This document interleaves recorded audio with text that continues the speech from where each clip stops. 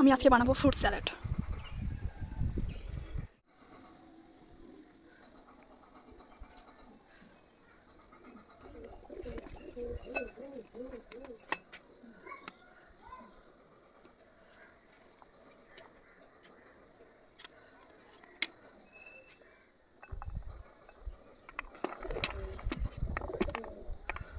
এই দেখো আমি বাটিটার মধ্যে সব দিয়ে দিয়েছি, এবার সব একসাথে মিশিয়ে নেব।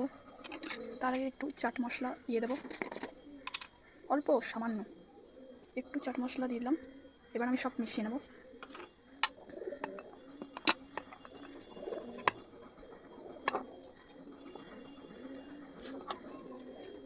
এর সাথে মশলা দেখো আমার ফ্রুট চাট রেডি হয়ে গেছে।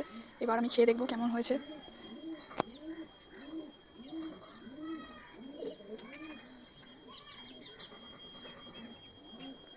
এবার খেয়ে দেখি।